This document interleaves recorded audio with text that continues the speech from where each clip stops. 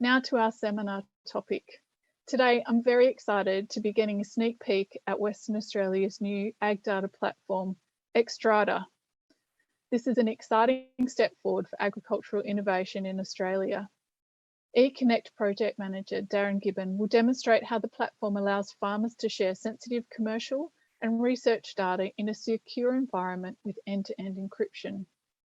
We all know that innovation will not progress at the rate we need unless farmers have the confidence and trust to share their data and the opportunity to derive value from this data sharing.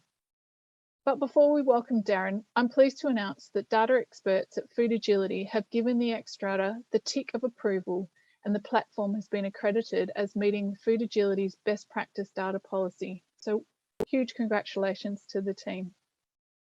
Accreditation comes after 6 months of rigorous analysis looking at the technical architecture, terms and conditions, and data management procedures. The Food Agility Best Practice Data Policy was developed to protect the interests of farmers while encouraging data sharing to propel innovation.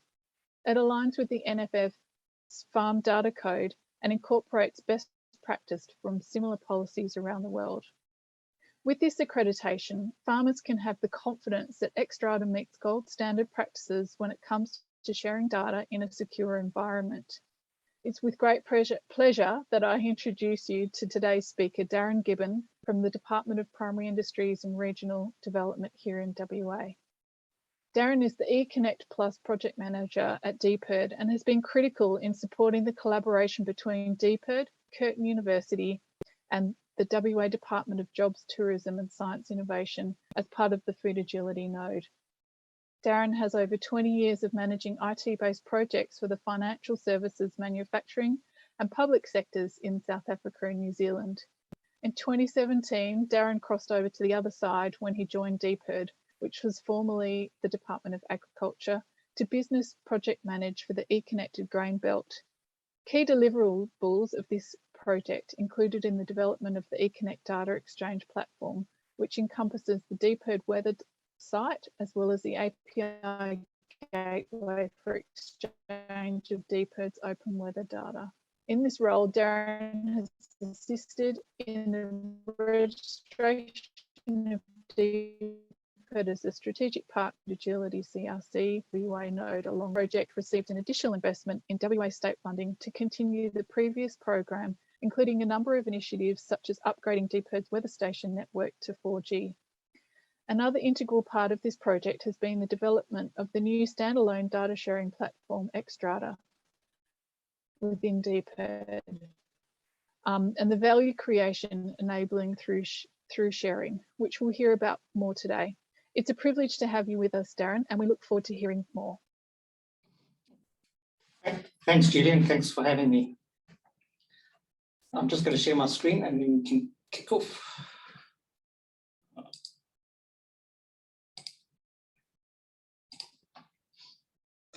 So welcome everyone, and I hope you found the session informative. So as Julian mentioned, that we've called our new data sharing platform Xstrata, and we are in the process of trademarking the name.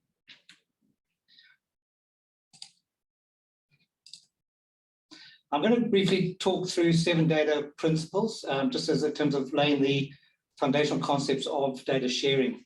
So the first principle of data, and these data principles come out of a publication by Daniel Moody and Peter Walsh in 2017 entitled The 7 Laws of Information.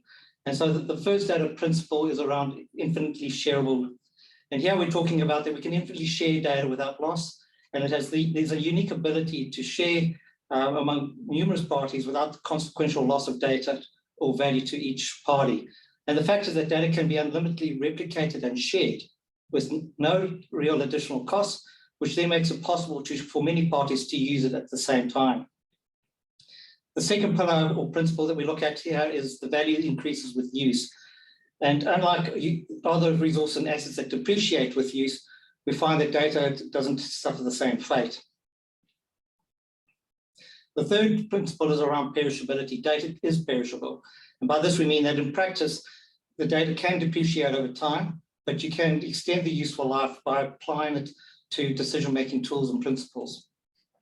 The fourth pillar is what we call quality improves the value, or if you like, the more accurate your data set is, the more valuable that you'll find other players, parties will have for your data.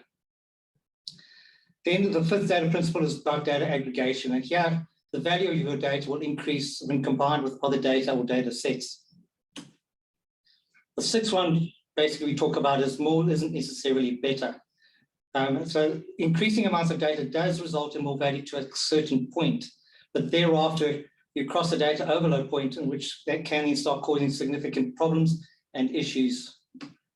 And then the last pillar or principle is around data is not depletable. And this refers to the fact that data is self-generating, and the more one uses it, the more one obtains from it.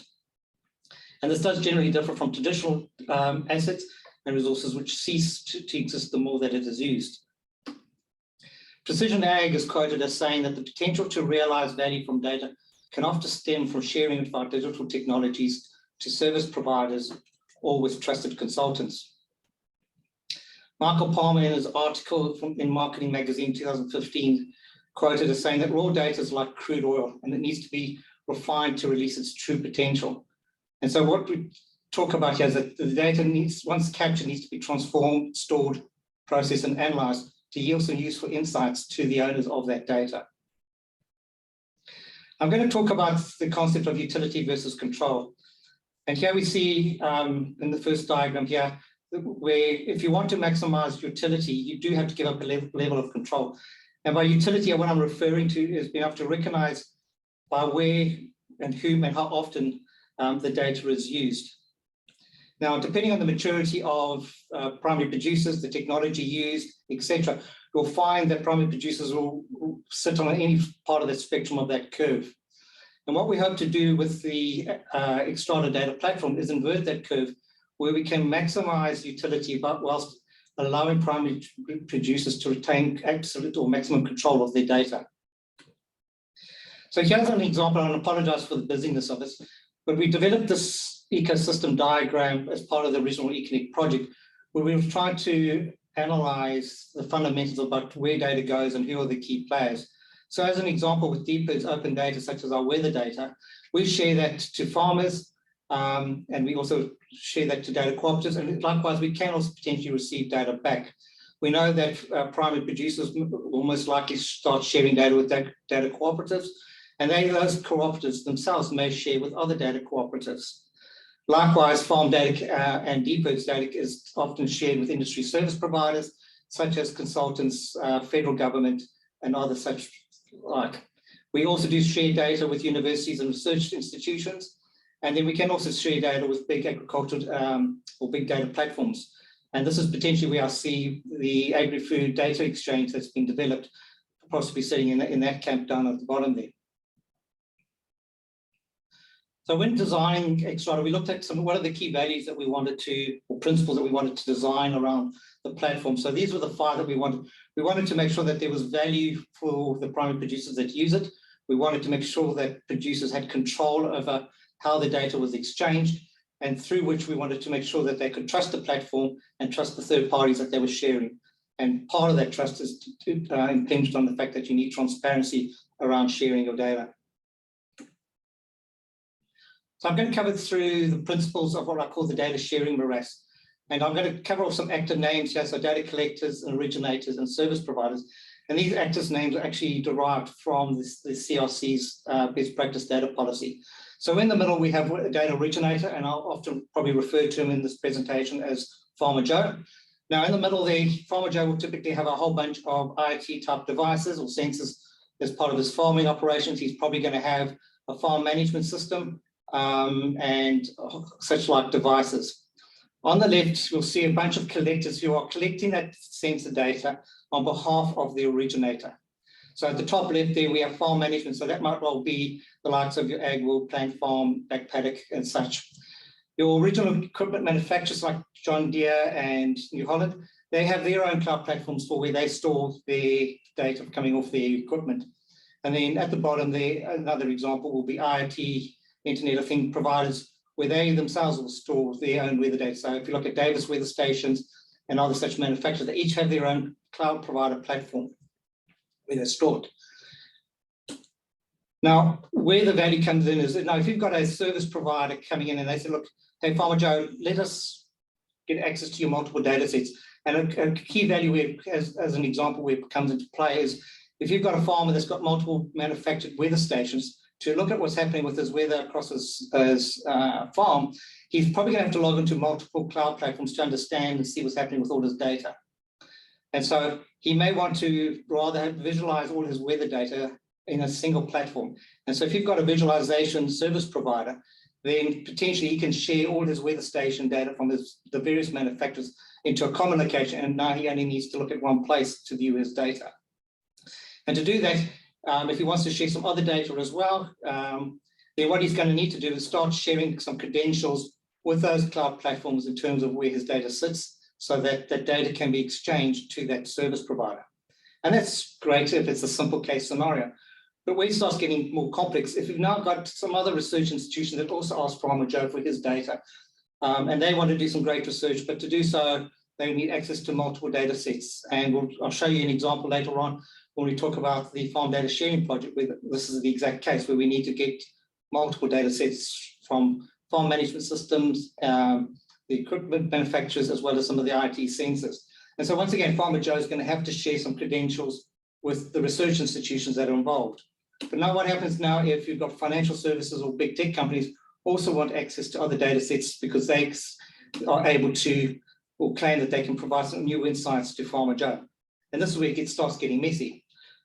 If that contract starts coming to an end or concludes, the question now begs, well, you could trust that provider originally, given that the contract's now on paper has now concluded, can you trust that the data flow from your systems to that service provider will stop automatically at the same time? Now, you may not be able to trust it. So what you need to then do is go and change all the passwords and contact your data collectors on the left there and ask them to change their credentials. But by doing so, you've got to go back to your service providers on the right and give them the new credentials to access your data so that they can continue to meet their contractual obligations for you. And so this is the challenge that we see is the more people that you share your data with, the more complex it can be in terms of retaining governance control around that data. And so the analogy that I have there is the old telephone exchange system where the operator typically needs to understand who and which connections are being made, is the call still active? And so by knowing which plug is put in there, who's sharing the data, should it still be in there, can I disconnect the call, etc. And so what we look to try and do to help solve some of those challenges is we said, let's create a logical assets, if you like, or actors on the left-hand side, where we put all the data collectors to the left, and we have our data service providers to the right.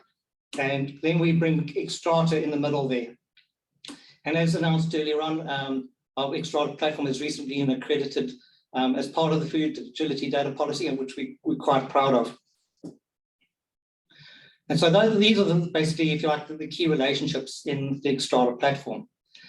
Now, to use the platform, as with any platform, your service providers and originators will need to register, much in the same way today that you have to register for social platforms such as Facebook, Twitter, etc. We need to be able to register. There's some basic terms and conditions that we hope that you'll accept. And by accepting that, you can now participate in the platform. So having registered as now Farmer Joe on the platform, if he decides now he wants to share some of his data, he creates what we call a data bundle. And so I've got two examples there on the left there. The first one, I may be wanting to share some soil moisture data with some weather station data. Now, it could be the entire sensor data for the weather station, or I may choose to share my soil moisture data, but only with the rain data. Or I could say share all the other weather data, such as wind speed, temperature, etc. Excuse me. Likewise, we may want to create a separate data bundle in terms of my equipment data. Now, whether it's my energy operating costs or whether it's yield data, etc., I can create a data bundle for that to make it shareable. Having created those data bundles in the platform, this is what we call a public-facing data bundle, which means that any registered service providers can do research to see if I'm looking for weather data, who out there in terms of originators have weather data that they are prepared to share. Now, having done a search, the service provider finds Farmer Joe and says, Farmer Joe, can I please have access to your weather data? And so he'll lodge a request, a data request, and then there's 3 key pieces of information that he needs to provide, because we don't know that that service provider has really had a prior commercial working relationship with that originator. So we need to make sure that they identify who they are. We also want the service provider to confirm for Farmer Joe as to what purpose do they intend to use his data. Is it for research? Is it for commercial purposes, or any other reason? And most importantly, for how long do you need access to my data? Is it a few days, weeks, months, or years? And this is then becomes what I call the Julius Caesar moment. The farmer, or the originator in this case, has the choice to either accept or decline that data request. Now, to the right there, you'll see I've got a dotted line there, the data sharing agreement. Now, what we're trying to encourage is that prior to accepting a data request, the originator needs to make sure that they have a commercial data sharing agreement in place with a service provider. This will not be stored as part of the platform. We don't feel that it's the role of government to store and police data sharing contractual management. So what we're trying to do is encourage that, be mindful of that. And so part of the project we will look to do is to help with a bit of digital literacy to raise their awareness as to typically what they look for in data sharing agreements, and just to try and help demystify some of the things and legalese that go into these agreements. But on the basis that you have a valid data sharing agreement in place, you can then accept or decline that request. And so your decision is then communicated back to the service provider. So if we look at the happy scenario where Farmer Joe accepted that data request, the service provider can now, through the platform, issue a request for data to the Xstrata platform, and we will then use that data proxy, or a mandate, if you like, as part of that data bundle request that was recently approved, and we can now go to the collector platform and go and fetch the data and, if you like, stream it back to the service provider. And at any point in time, the originator can revoke access to that data request, or his approval of that data request. And at that point, near real time, the data flow will stop. And that way, we now provide the originator with full control as to who's got access to his data and for how long. And so if he needs to terminate that data flow early, he can terminate it early. Likewise, if the data request mandate concludes naturally because it's now expired, its approved date, then the system will automatically stop the flow as well. Now, the other thing I want to just mention here is, in terms of the platform, it is encrypted end-to-end. We are not storing any of the data that we pass from the collector to the service provider. And this goes to the analogy that I have. We are like a data courier. So we'll pick up a parcel of data from the collector and we'll transport it across the Ethernet and deliver it, that parcel of data, to the service provider. And so it remains fully encrypted end-to-end. We do not analyze or store any of that data. And this helps, from our perspective, helps us in terms of being that trust agent that we as a state government were not only interested in analyzing that data ourselves as part of this platform. And so the service provider, having got access to the data from the collector, can then meet its contractual obligations around providing some insights or value back to that original. Now, value obviously is a relative term. It may well be monetary. And I need to point out here that Xstrata platform will not take processing or take part in any financial payments. So it's not a payment gateway. That any payments obligations will take place via the normal banking payment systems. But if you're providing a new report, be it a PDF or some other kind of service, then that will be, as part of that data service provider's contractual obligations, they can then provide that service back to the originator based on the data that's been exchanged. So current initiatives that the project is looking at with this platform, we're working on a liming optimization project with the CRC, and that partners are in that project include the WA Grow Group Alliance, Curtin University, and Access Tech. And here we're looking to try and share some farm data.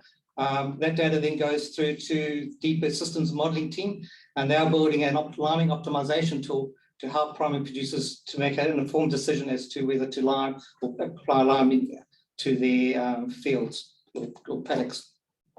The second initiative that we are working on, we are in discussions with the National Farmers Federation around being accredited to their farm data code. That's hopefully going to be available for us to start that process towards the end of the year. And we're looking forward to the opportunity to be accredited according to their code. The other two initiatives that we're quite excited about, we're working with some key stakeholders around a natural capital accounting project, as well as another key stakeholder with respect to some soils initiative. And I look forward to, in the coming months, be able to announce those initiatives once those discussions are concluded. Next steps for the project and the platform. We're looking for early adapters of our platform. And so what we're trying to achieve here is we're looking to find out from industry, are there any key use cases beyond those two that I mentioned in the previous slide, like natural capital accounting, that where you can see that there's a great value for us to share some data. And so we can build some use cases to help solve some of those challenges that primary producers are currently experiencing. So if you would like to be part of the Early Adopters Program, please reach out to myself after this webinar. We're also looking to introduce the concept of what we call multi-users. So as of right now, the platform only supports single users from a business. And these businesses, by the way, will need to be Australian registered with ABNs. We're not allowing any international users to have access to the platform. So we're looking with the multi-users to allow multiple parties from the same organization to be able to use the platform to see what is happening with their data and how it's been exchanged, etc. We're looking to also to expand into what we call enterprise user capability. And this has been targeted potentially at like grow groups, where as a grow group, they may want to share some data from their members to a service provider as part of a whole of grow group initiative. So as an example, a grow group may want to share weather data from their members with a service provider who's going to provide some microclimate insights to their members. We're also looking to introduce the concept of what we call the private data bundle. So the private data bundle means that as an originator or a farmer, I can create my bundle, but I'm not going to advertise it, say, as like a yellow pages type concept. I'm going to make it available only to a registered service provider, or if that service provider is not already registered on the platform, I can send them an invite to the platform to register, and then they'll be able to access that data set. Being private means no other service providers, even if they are registered, if they haven't been invited to that data bundle, will be able to view it or access that data. And through our early adopters program, we're looking to try and identify any other key governance controls that we need to put in place with respect to the way we manage these data bundles and how we share it, and to make sure that we are trusting or build that trust and foster that capability around sharing data to key stakeholders. And then we're looking to improve our dashboard, which I'll show you in a minute. At the moment, it's very basic. We've been trying to focus on the core capability. What we're wanting to try and do is improve it so it's a little bit more interactive. And the dashboard will show you some metrics around your data bundles that have been shared, etc. And also what's been exchanged. So we use the metadata around the data exchange to create these dashboards. We don't actually look at the data, as I said earlier on, inside the packets that are exchanged. So I'm about to go into a quick demo of the actual platform itself, but let me just set the context for it. So we've got Farmer Joe at the bottom there, and so he's got some whole bunch of data that he has shared with a data collector called, the platform's called Access Stream, and it's currently provided by Access Tech. On the right-hand side, we've got the Farm Data Sharing Exchange platform, which is part of DPIRD's system modeling team. And we're going to share some data in terms of this lambing optimization project that DPIRD is working on with the CRC. And so what we're looking to do is Adam, who heads up that system modeling team, he's going to issue a data request to Farmer Joe for access to that data bundle. Farmer Joe will then review and accept that data request. Once that data request has been accepted, we will then see the FTSX issue a data request, go to the collector, we'll fetch the data, and then we will return it. The other thing that we've built into the platform at the moment is the ability that the service provider, as part of producing the insights, as I mentioned earlier, it could well be a PDF or some kind of report. Through the Extra platform, we can now exchange that via the API, that report basics, through to the Access Tech platform. And so I'm just going to switch over to our demonstration. Sorry, I've obviously been logged out while I've been talking.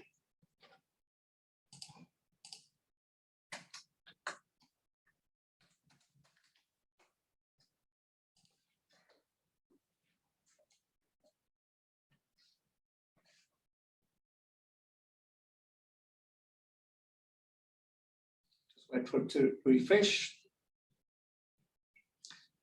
And so over here, we can see a whole bunch of data types that's already been shared. And we're just looking at, so these are different data sets that have been loaded onto the Access Tech platform. And Access Tech have really created a token that we can share or bundle into our data bundle in terms of that allow us access to some of the data that's been created in the Access Stream platform. If I now look at, I've logged on as Farmer Joe in terms of the Xstrata platform, we can see here historical 30-day view at the moment in terms of requests that have been processed through the platform over the last 30 days. And in terms of today, we've been playing a little bit before the webinar. You can see the statuses of different data requests. So in terms of how many requests for data have been successful, accepted, how many have been non-authorized requests, etc. So we can monitor that as well. And this is all coming out of the basic metadata in terms of the platform. And then at the bottom here, we can see that we've got a data bundle that's pending my request. We've got a relationship already with Access Tech, and you can see that there's already one published data bundle that's in the platform already. And that's the one that Access Tech has asked for. So if I go and look at the data itself, here we can see this is the data bundle that has been set up by Farmer Joe. If I look on here, we can see that there are 3 elements to that data bundle. Unfortunately, we don't have time today to go into the details behind it, but this is basically how we create the elements of the data bundle itself. If I now look at the actual request of a Farmer Joe, I can now see that I've received from Adam, who heads up, I said earlier on, the DPIRD system modeling team, and his project, the farm data sharing. He's issued a data request for this access data, and that came through earlier today. So if I look at that data request, we can see details for Adam, so we know how to contact Adam. We can see a little about who he is in terms of what he's trying to do, and more importantly, we can see for what the purpose is. To the right here, we can see what he's asking for. So he's wanting the data back from February already, but he wants to continue access through to mid-August. And here you can see the tick box that says, I've negotiated the terms. And this is important for us to make sure that the originator is mindful that before he starts sharing, that his interests are covered before he starts sharing that. Think of it as a prenup agreement. If you don't accept that or tick that and accept the request, the data bundle or data request will not be authorized. It can only be authorized and in the platform once you accept that and you hit accept request. And you can see over here we can have You have data. There we go. I'll cover that in a minute. So here we can see just the status of the data bundle. So we can see now that that one's been accepted, and once again we could view the details if we needed to. We can have histories in terms of what data requests that we've rejected, which ones have expired, or which ones have we cancelled as such.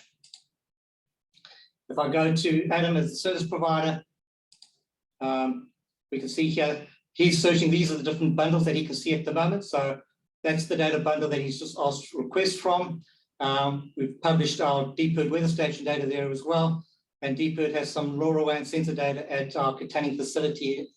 And so we've got that available as well that a service provider could have access to as an example. If I go to Adam's data sharing platform, you can see here he's really made a request. So the data, you heard just now that the data has been received and he's really processed it and he submitted a report back, the report data back to the Access Stream platform. And just in the interest of time, I've downloaded a sample of what that report is. So here's a basic example of that liming optimization decision that came back. So looking a little bit about the risk around the optimization and the likely benefits and the synergies between those two. So that's just a basic example of some of the value coming back from using the platform. And hopefully that was informative for everybody. Thank you.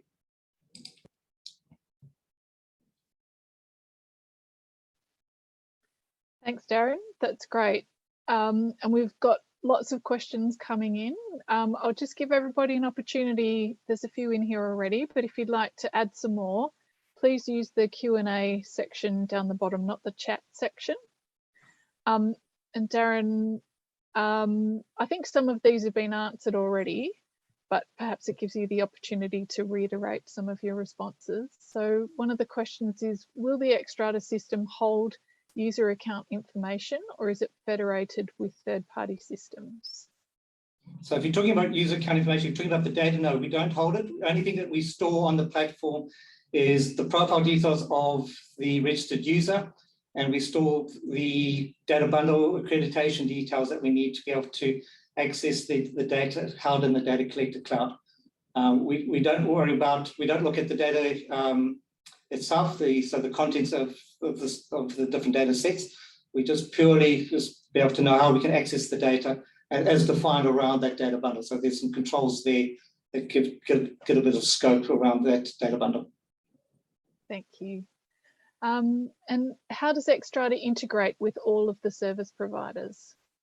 So currently we integrate via RESTful APIs. And so as provided we can set up an API interface. So we deeply started building a couple of common APIs, particularly say as an example with our weather data. We can share that with a service provider, and then that will give them access to that data set. Great, thank you. Another question here, how do said data agreements relate to the EU LAs that exist between the data collector and the data originator, which I presume is the source of the data? Noting research says farmers don't read or understand EU LAs. Yeah, very good question. So part of the challenges that we have is, yes, and hence what we're looking to do from a literacy perspective is to try and help demystify. So what are the key elements that you should be looking for around your data sharing? So the first point is in terms of the data that you're storing in your data collector cloud, understand, do you have full access rights to your data? Do you own it? Can you share it? If you don't own it, or you are not able to share it with a third party, then you, from a platform perspective, you won't be able to share the data with a third party. In terms of the data agreement, you need to be able to strike a separate agreement with those service providers who want access to that data. And that way you cover it end-to-end in terms of both spectrums, those who are storing the data on your behalf and those who you are sharing. So there are two separate agreements, and we need to make sure that those fundamental elements are well understood. And so we're looking to try and see if we can simplify some of those data sharing agreements. And so we'll be working with key partners to try and help guide what those a template might even look like in the future. Thanks, Darren. There's another question here. I'm going to ask a lot of the operational questions, and then there's some others around some of the principles. But who will host this platform when developed, and how will it be funded? Okay, so this platform is currently hosted by Gibbon in our Azure cloud system. And for the time being, so long as we have got project funding, which goes through till 2026, it will be funded by Gibbon. So through the early adopters program, I'll get ahead there. At the moment, there are no costs to users of the platform for the early adopters program, which will run through to end of this year, possibly early next year. And then through our consultations with our early adopters, we'll look at a operating model with respect to what does the potential cost to use the platform look like going forward. And so we'll do it through a consultative process of what that might be. We're probably leaning towards a nominal flat fee per month or an annual flat fee. So we're not going to try, I don't think so, but we'll have to see what the consulting looks like. But I don't think we're going to try and charge a click fee, because I just don't think that's in the everybody's interest. So is that the best way to go about a data owner getting the data such as their farm records into the system? So depending what system you mean, so if you're trying to share, if they've got, so where they've really got digital data, so if you've got weather data, that will really be most likely going up to a cloud provider. So that should be really taken care of. So we believe that through the Xstrata platform, if you need to share that data with a trusted third party, then yes, we think that this is a great vehicle to give you that control and comfort in terms of who you're sharing with, and be able to turn that off at any point in time. Okay. Is there going to be a developer section to test the APIs? Yes, so what we're looking to try and put into is we're going to have what we call a pre-prod environment. So basically, as people start registering it, we'll let them build their APIs, data bundles, and test the API connectivities through there.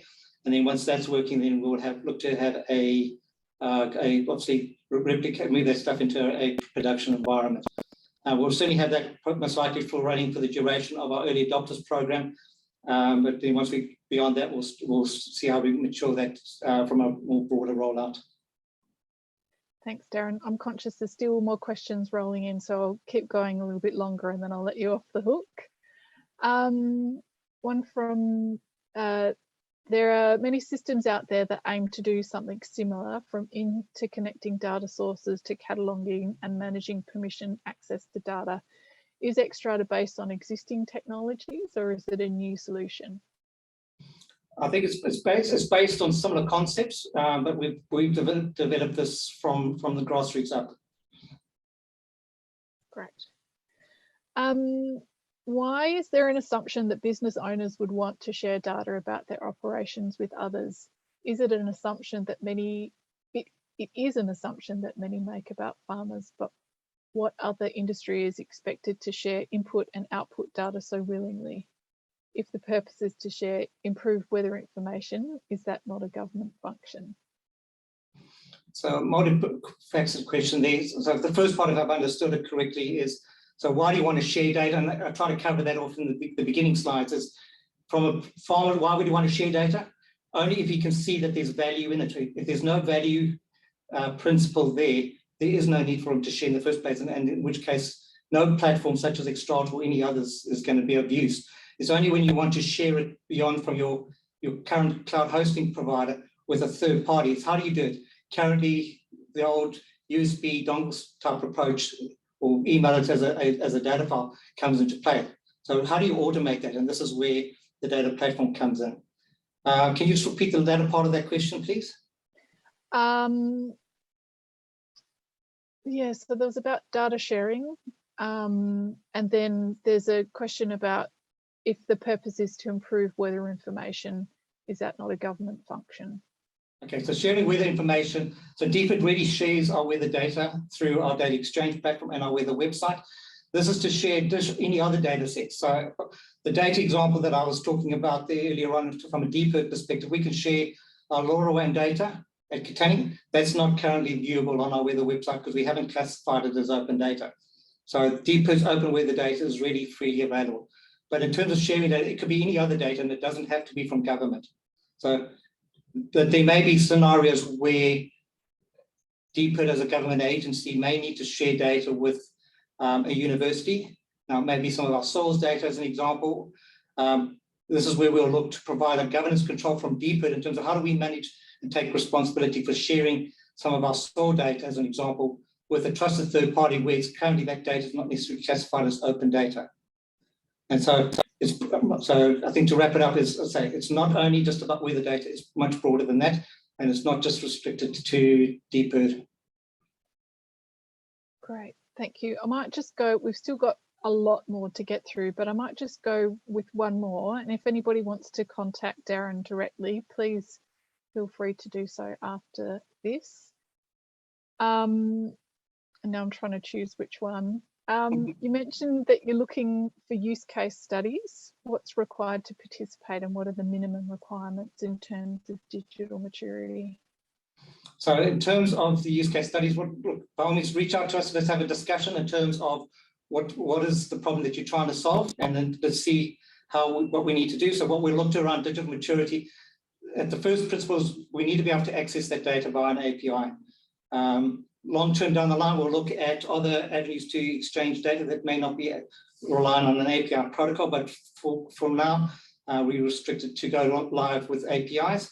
What we look to do is then try and understand how do we access that data and what data do we need to share from your platform, and then how do we share that with a third party, and who are those actors in that use case. So we'll have a collaborative discussion around that opportunity and see what we can do to collaborate.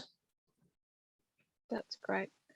All right, I think I'm going to close off the questions. We've got heaps and heaps there, but you've been on the hook for quite a while. And we'll make sure that you get a copy of all of them at the end, Darren. So thank you so much for your presentation and the opportunity to launch Xstrata today. And thanks to everyone online for being part of our seminar. And as I said, feel free to reach out to Darren directly if you'd like to follow up with anything you've heard about today.